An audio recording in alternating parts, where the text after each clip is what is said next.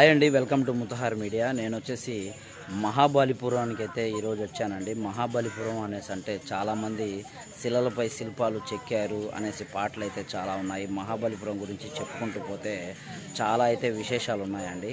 So మీకు clarity అయితే ఇస్తాను. ఇక్కడ మనకి ఫుడ్ ఎలాగా, ఇక్కడ మనం చూడడానికి ఏమేం ప్లేస్లు ఉన్నాయి, నెక్స్ట్ వచ్చేసి మనం ఇక్కడ స్టే చేయడానికి రూమ్ కాస్ట్ ఎంత పడుతుంది, ప్రతిదీ కూడా మీకు క్లారిటీ ఇస్తానండి.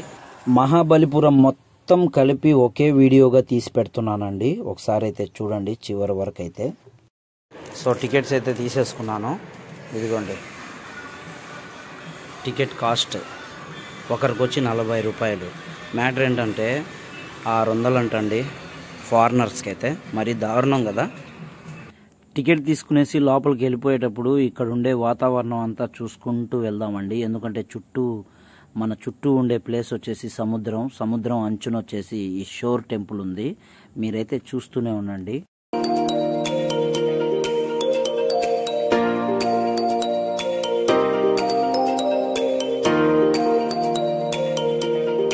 ఇదేంటిది ఒక చిన్న గుంతలా ఉంది అని అనుకోవద్దండి. ఒకప్పట్లో అయితే వాతావరణాన్ని తెలియజేయడానికి ఒక ఇదేనంట వాడేది. ఇప్పట్లో అయితే చాలా ఉన్నాయి. క్లైమేట్ని బట్టి ఏదైనా డిసైడ్ చేసేస్తుంది. కానీ అప్పట్లోనే ఇంత టెక్నాలజీ వాడడం అనేది మామూలు విషయం అయితే కాదండి. అందుకే నేను మీకు ఇన్నిసార్లు అయితే క్లారిటీ ఇస్తున్నాను. ఇక్కడ ఒక రాయితోనే ఇంత పెద్ద విగ్రహాన్ని చెక్కడం కానీ, ఇవన్నీ కనెక్ట్ చేయడం కానీ చాలా బాగుంటుంది. చూస్తూనే ఉండండి.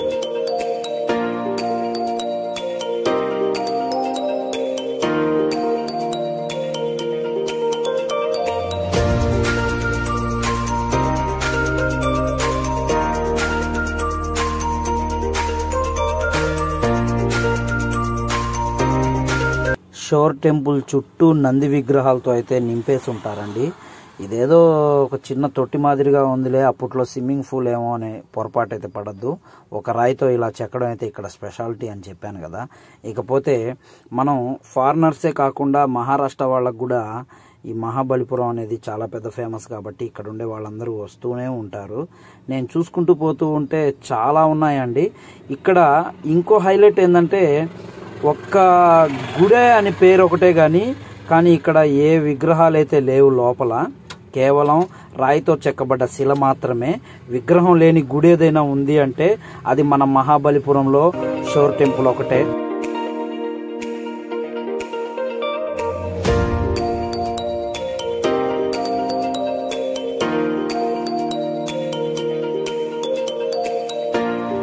నాతో పాటు ఉడత కూడా వచ్చిందండి. చాలాసేపు అయితే ఉడతతో ఆడుకున్నా నేను.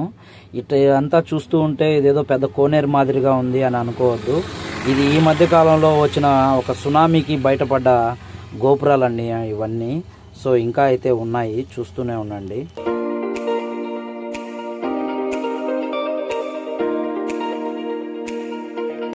ఇప్పటి వరకు మీకు షోర్ టెంపుల్ అయితే క్లియారిటీగా ఇచ్చేసానండి. ఇకపోతే నెక్స్ట్ మనకి ఇంకా ఏమేమి ఉన్నాయో కూడా చూద్దాము. వచ్చేసి మనం షోర్ టెంపుల్ అయితే కంప్లీట్ అయిపోయిందండి. ఇప్పుడు విష్ణు టెంపుల్ దగ్గరికి వచ్చాము. విష్ణు టెంపుల్ కూడా ఒకసారి అయితే చూడండి. మీరు చూడండి, ఇది వచ్చేసి పెద్ద గాలిగోపురం లాగా కట్టారు. కాకపోతే ఇక్కడ దాకా కట్టయితే ఆపేశారు. ఇదే మనకి మెయిన్ ఎంట్రన్స్. ఇంకొక ఎంట్రన్స్ అక్కడి నుంచి ఉంది, నేను అక్కడి నుంచే వచ్చాను. ఒకసారి అయితే బయట గుడి దగ్గర చూద్దాము. చూడండి, చాలా పెద్ద గుడి ఇది. లోపలికి వెళ్ళిపోదాం.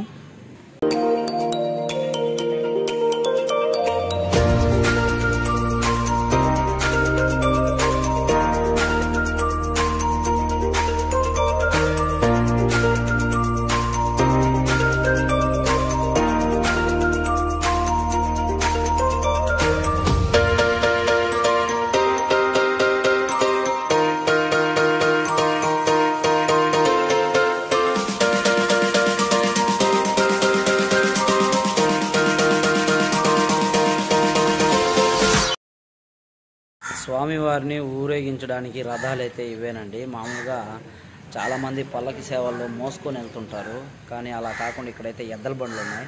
కాసేపు కూర్చున్నా చాలామంది అయితే విచిత్రంగా చూస్తున్నారు. సో లేస్ అయితే వెళ్ళిపోదాం లోపలికి. ఇప్పుడు మనమైతే విష్ణు గుడి కంప్లీట్ అయిపోయిందండి. చూడండి, విష్ణు గుడి పక్కనే బ్యాక్ సైడు కరెక్ట్గా విష్ణుగుడి వెనకాలే చాలా శిల్పాలు ఉన్నాయి ఇక్కడ. ఒకసారి లోపలికి వెళ్దాం. బయట నుంచి చూస్తే ఇది ఒక మండపం లాగా ఉందండి. కేవలం ఇది మండపమా లేకపోతే ఇంకేమైనా ఉన్నాయా అనేది లోపలికి వెళ్ళైతే తెలుసుకుందాం. ఇక్కడైతే మనం శ్రీకృష్ణుడు చిటికిన వేలుతో కొండను పైకెత్తితే అక్కడుండే గ్రామస్తులేంటి ఇంకా మిగతా జంతువులేంటి ఇవన్నీ వచ్చి ఆ కొండ కింద నిలబడినట్టు అనిపిస్తూ ఉంటుంది. ఇది మొత్తం ఒకే రాయి మీద చెక్కబడిన విగ్రహాలండి. ఇవ్వండి చాలా బాగుంటాయి ఈ శిలలు. ఇక్కడ చూడడానికి అయితే చాలామంది ఫారినర్సే వస్తుంటారు.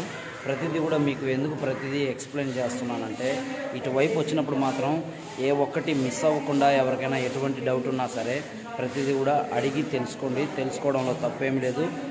చిటికిన వేలుతో కొండనెత్తిన దృశ్యాన్ని అయితే మనం ఇక్కడ చూసామండి. కానీ ఆ స్టోరీకి ఇక్కడ ఈ మహాబలిపురానికి ఎటువంటి సంబంధం లేదు. కేవలం శిలలపై శిల్పాలు చెక్కినారు అన్న ఒక మీనింగే తప్ప.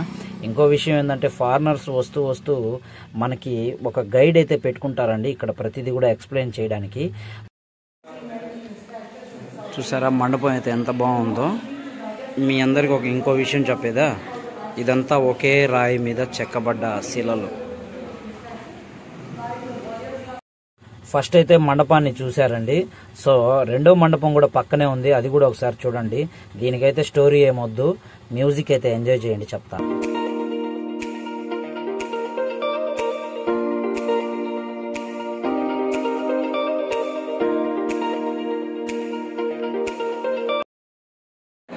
ఇది చూడ్డానికి అప్పట్లో వాళ్ళు ఇక్కడ నివసించడానికి ఉన్నట్టు గృహ లాగుందన్న. ఇది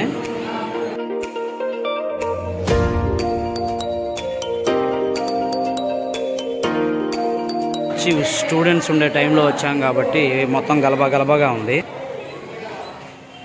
లోపల ఏం లేదు.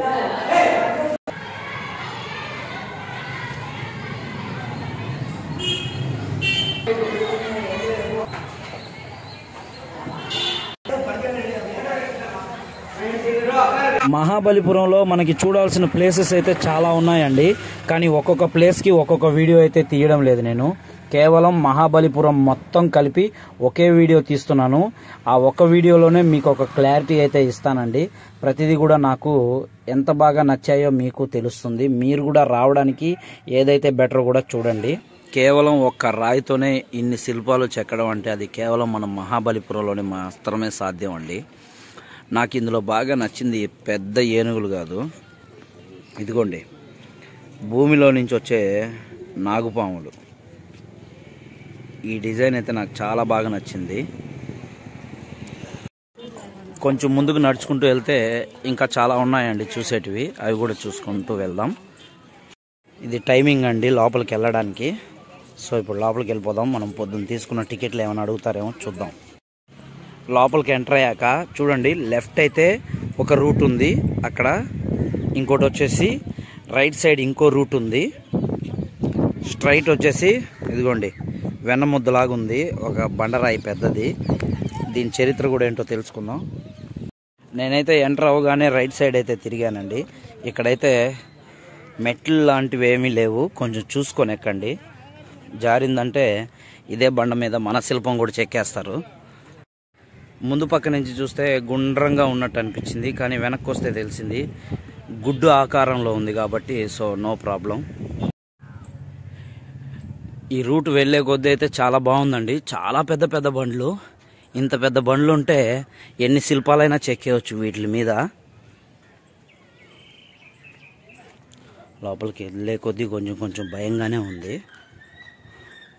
ఎలాగో ఎండేది లేదు కాబట్టి చాలా బాగుంది. నేను వచ్చిందైతే ఇక్కడుండే శిలా విగ్రహాలు చూద్దామని.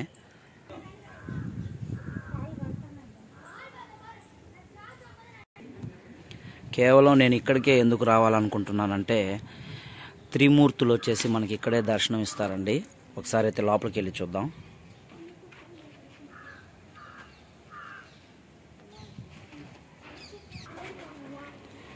రెండో దగ్గర వచ్చేసి ఇక్కడ పెద్ద శివలింగం ఒకటి ఉంది. ఇక్కడ వచ్చేసి సేమ్ నార్మల్ త్రిమూర్తులు. సో ఇదేనండి ఒకే బండ మీద త్రిమూర్తుల్ని చెక్కబడడం అంటే చిన్న విషయం అయితే కాదు. ఇక దీని ఎదురుగానే వచ్చేసి ఒక పెద్ద తొట్టు ఉందండి. ఆ తొట్టు వచ్చేసి ఒకే బండల్లో తొట్టిలా చెక్కున్నారు. ఇది చాలా బాగుంటుంది, ఒకసారి చూడండి.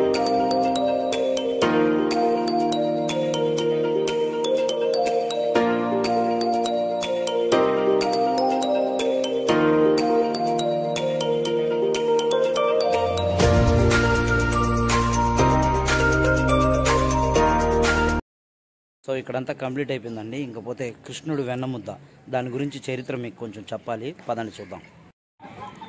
మనకు మహాబలిపురంలో అన్నిటికన్నా కూడా ఎక్కువ అట్రాక్ట్ చేసేది ఈ రాయేనండి. ఇది చూడ్డానికైతే పడిపోయినంత సింపుల్గా ఉంటుంది, కానీ అంత ఈజీగా పడదు. గతంలో వచ్చేసి 7 ఏనుగులతో మరీ నెట్టిచ్చారంట కిందకి, ఒక్క ఇంచు కూడా కదలలేదు. సో అంత పెద్ద హిస్టరీ ఉంది ఈ రాయికి. ఒకసారి రాయి చుట్టూ అయితే కవర్ చేద్దాం. ఏదైనా ఆపుందో లేకపోతే ఏదైనా బొటుకు పెట్టున్నారో అనేది డౌట్ అయితే ప్రతి ఒక్కరికి వస్తుంది.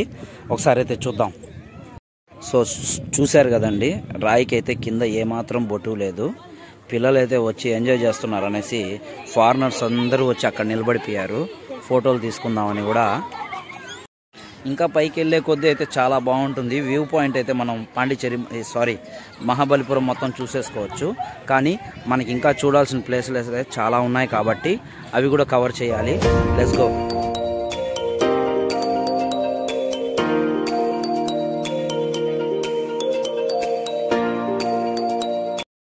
మనకి స్టార్టింగ్ వచ్చేసి లోపల రాగానే రైట్ సైడ్ అయిపోయింది, స్ట్రైట్ అయిపోయిందండి. ఇకపోతే లెఫ్ట్. సో అట్టే వెళ్ళాల్సింది. అక్కడ కూడా ఏమున్నాయో చూద్దాం. సో మనం లెఫ్ట్ వెళ్ళే కొద్దీ అయితే పిల్లలతో చాలా సందడిగా ఉంది.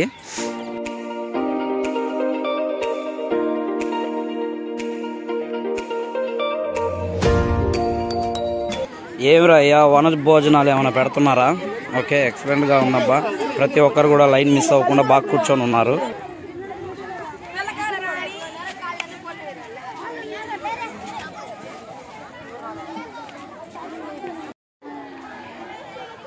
ఇది ఒక చిన్న వినాయకుడు గుడి అండి. పైన మాత్రం శివలింగ ఆకారంలో ఉంది.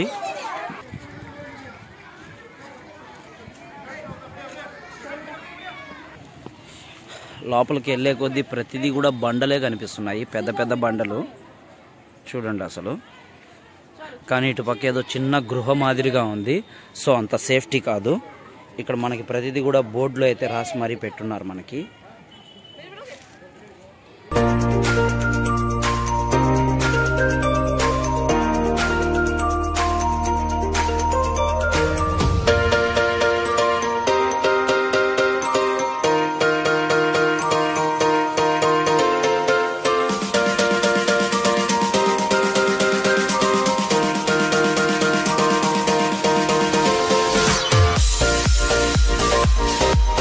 ఇంకా లోపలికి వెళ్ళాలి, చాలా మంది వెళ్తున్నారు. అక్కడ ఏమేమి ఉన్నాయైతే చూసేద్దాం.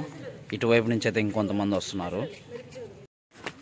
సో వెళ్ళే కొద్ది వచ్చేసి మనకి కొంచెం బండలు కొండలు ఎక్కి పెద్ద అడవిలోకి వెళ్ళినట్టుంది. అదిగోండి అక్కడ లైట్ హౌస్. సో పాతది అక్కడే ఉంది, కొత్తది కూడా అక్కడే ఉంది. ఇంకా చాలా ఉన్నాయి మనం చూడాల్సినవి. కొండెక్కేసి వచ్చాను కాబట్టి కొంచెం ఆయాసంగా ఉంది. కాస్త రెస్ట్ తీసుకొని మళ్ళీ వెళ్ళిపోదాం. అప్పట్లో రాజులు వచ్చేసి సగం కట్టి ఆపేయడం అంటే ఇదే. బహుశా వాళ్ళు ఎందుకు ఆపారో అయితే తెలియదు, కానీ ఒకసారి దగ్గరికి వెళ్ళి అయితే చూద్దాం. ఎంతోమంది శ్రమించి ఉంటారు ఇది కట్టేటప్పుడు. డిజైన్ అయితే చాలా బాగుందండి, చూసారా? సో ఇక్కడి నుంచి మనం చూస్తే మహాబలిపురం మొత్తం కనిపిస్తుంది. చాలా ఎత్తు ప్రాంతంలో ఉంది కాబట్టి ఇదంతా. నేను ఆ పక్క నుంచి చివరి దాకా వచ్చేసాను. ఇక్కడ హైలైట్ ఏంటంటే ఇది కట్టేటప్పుడు ఎంతమంది అయితే పనిచేశారో తెలియదు, కానీ సగం వరకు కట్టి ఆపేశారు. బహుశా అప్పట్లో వాస్తువులు బాగలేదో లేకపోతే అప్పటికే యుద్ధాలు జరిగిపోయాయో ఏమైందో మనకైతే తెలీదు. చాలా బాగున్నాయండి అసలు. ఒక దారిలో రావాల్సింది ఇంకో దారిలో వస్తే ఇలాగే ఉంటుంది. జనాలందరూ వెళ్తున్నారులే అనేసి వచ్చేసానా. వాళ్ళు ఏదో పిల్లనాయలు దూకేసినారా ఎట్ట పడితే అట్ట. మనమేమో దూకలేకపోతేమి, చూసుకోలేకపోతేమి. వీళ్ళేమో ఇక్కడ కొత్త డ్యాన్సులు వేస్తున్నారు. ఒకే బండ మీద చెక్కడం అంటే నేను ఇందాక నుంచి ఒకటే మాట అంటున్నాను, చిన్న విషయం అయితే కాదు. ఇంకా లోపలికి వెళ్ళిపోదాం.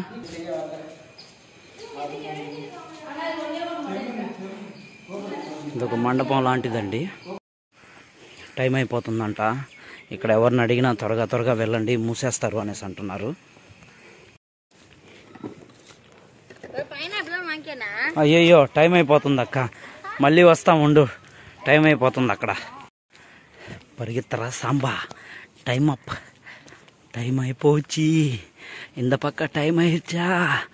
ఎంత అడుక్కున్నా వీళ్ళు లోపలికి కూడా పంపించారా అయ్యా. చివరిగా అయితే లైట్ హౌస్ చేరుకున్నా. ఇక్కడ ఇంకా కొన్ని మెట్లు ఉన్నాయి, వెళ్దాం. లోపలికైతే మెట్లు ఎక్కి పైకి వెళ్ళాలండి. మెట్లు చూడండి ఎంత సన్నగా ఉన్నాయో. సో చాలా డేంజరు, చూసుకొని రండి, చూసుకొని ఎక్కండి. మెట్లు చూసారా ఎలా ఉన్నాయో.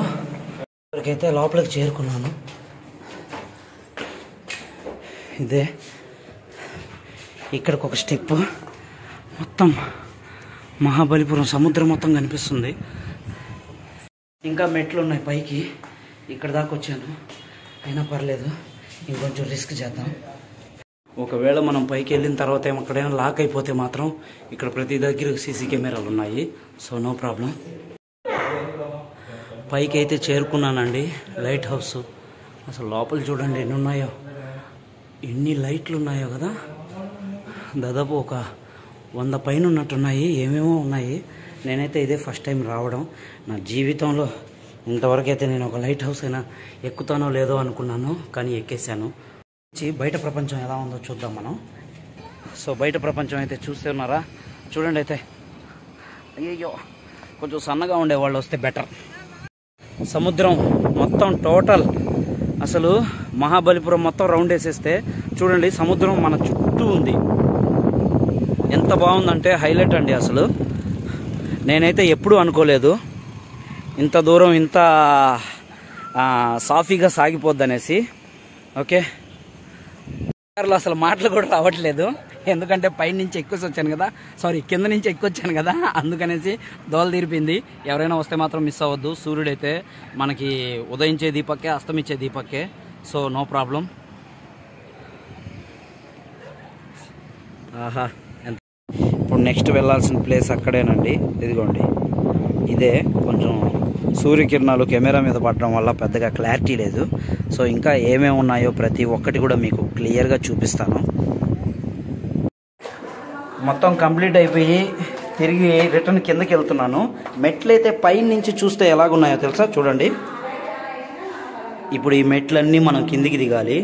సో రంగులరత్నంలో మనం చిన్నప్పుడైతే తిరిగాము, ఇప్పుడైతే నేను ఇంత పెద్దవి కూడా ఇప్పుడు తిరుగుతున్నాను.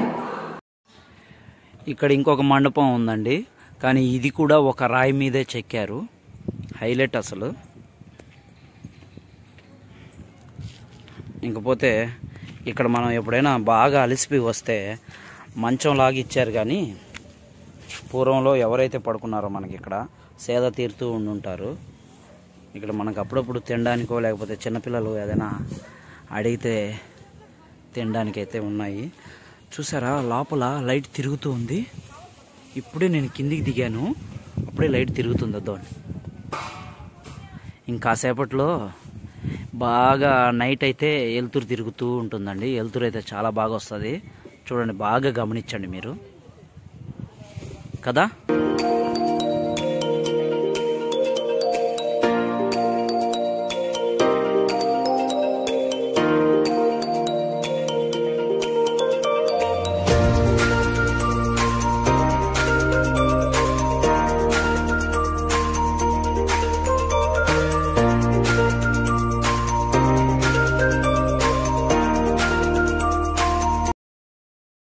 మీరు ఇక్కడికి రావాలంటే ఒక విషయం గుర్తుపెట్టుకోండి, సాయంత్రం 5:30, 6 లాస్ట్ టైం అండి. ప్రతి ఒక్కటి కూడా క్లోజ్ చేసేస్తున్నారు, అందరినీ బయటికి తరిమేస్తున్నారు. టైం 6కి 5 నిమిషాలు తక్కువ. సో సెక్యూరిటీ ఫుల్ టైట్గా ఉంది. ఇదేనండి, లోపలికి అయితే ఒకసారి వెళ్ళిపోదాం పైకి. ఒక్కసారైనా గేట్ తీసి లోపల ఏముందో చూపించుంటే బాగుండు. ఓకే, ఇదేదో సీక్రెట్ రూమ్లా ఉంది. ఏమేమో ఉన్నాయి లోపల, అన్నీ క్లోజ్ చేసేస్తున్నారు. సో అప్పట్లో ఇది బహుశా లైట్ హౌస్ అయి ఉండొచ్చు పూర్వంలో. సో వీళ్ళు తొంగి తొంగి చూస్తున్నారు ఏమున్నాయో ఏమోనని. వీళ్ళకే కనిపించలేదంటే ఇంకా కనిపిస్తుంది. సో వాళ్ళకే కనిపించలేదు, మనకు కూడా కనిపించదు.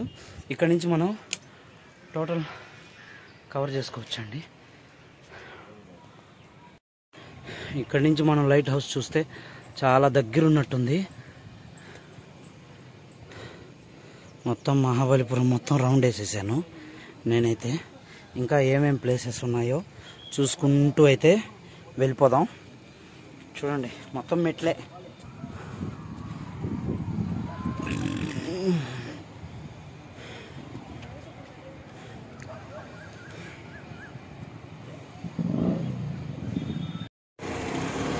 మనకి ఇది వచ్చేసి మెయిన్ రోడ్లో వస్తుందండి, లైట్ హౌస్ కింద. ఇవన్నీ బాగా ఒక రాయి మీదే బాగా చెక్కి పెట్టున్నారు.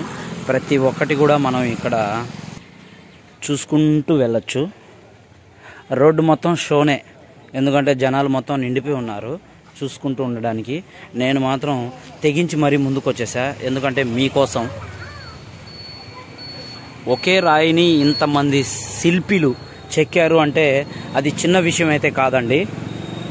ఎందుకంటే చూడండి, అసలు అప్పట్లో ఈ విధంగా చెక్కబడడం అంటే అంత మామూలు విషయం అయితే కాదు. వీళ్ళందరికీ ధన్యవాదాలు అయితే మనం తెలియజేసుకోవచ్చు. ఫారినర్స్ కుక్కలకి బిస్కెట్లు వేస్తున్నారండి, చాలా మంచోళ్ళు పాపం వాళ్ళైతే. సో మహాబలిపురంలో మనం ఇన్ని చూసిన తర్వాత ఇంకా ఫైనల్గా మనం చూడాల్సిన ఐటమ్స్ ఏమైనా ఉన్నాయి అంటే షాపింగ్ చేసుకునే వాళ్ళు చేసుకోవచ్చు, అది మీ ఇష్టం. ఇకపోతే బీచ్, ఈ షాపింగ్ చేసుకుంటూ ఇలాగే నేరుగా వెళ్తే బీచ్ కూడా కవర్ అవుద్దండి. సో బీచ్ కూడా చూసేద్దాం. ఇకపోతే ఇక్కడ ఫుడ్ పర్వాలేదండి, బాగానే ఉంది. కాస్ట్ కూడా లిమిట్గానే ఉంది. మంచి హోటల్స్ ఉన్నాయి, కొంచెం అటు ఇటు ఉండే హోటల్స్ కూడా ఉన్నాయి. ఇకపోతే రూమ్ రేట్లు అయితే దోలు తీరిపోతుంది మనలాంటి వాళ్ళకి. ఓన్లీ ఫారినర్స్ ఎక్కువ కాబట్టి వాళ్ళకైతే అది తక్కువే, కానీ మనలాంటి వాళ్ళకైతే చాలా ఎక్కువ. ఇక్కడ రూమ్ వచ్చేసి ఒక రూము మనకి ఏసీ అయితే 3000 4000 అడుగుతున్నారు 24 hours. అదే కానీ నాన్ ఏసీ అయితే మాత్రం 2000 అడుగుతున్నారు. సో దాన్ని చూసుకొని కొంచెం బెటర్గా ఉండే రూమ్స్ తీసుకోండి ఎవరైనా ఇటువైపు వస్తే మాత్రం. సో మనం ఆ దగ్గర నుంచి స్ట్రైట్గా ఇలా వచ్చేసామనుకోండి, బీచ్ వచ్చేస్తుంది. చూడండి, కావాలంటే మనం కరెక్ట్గా షో టెంపుల్ బ్యాక్ సైడ్ అయితే ఉన్నామండి. నైట్ టైం వచ్చా నేను. ఇదంతా బీచ్ వాతావరణం, చాలామంది అయితే ఎంజాయ్ చేస్తున్నారు. కానీ నైట్ టైం కాబట్టి పెద్దగా ఎవరు దిగట్లేదు. అలలు అయితే చాలా ఎక్కువగా ఉన్నాయి.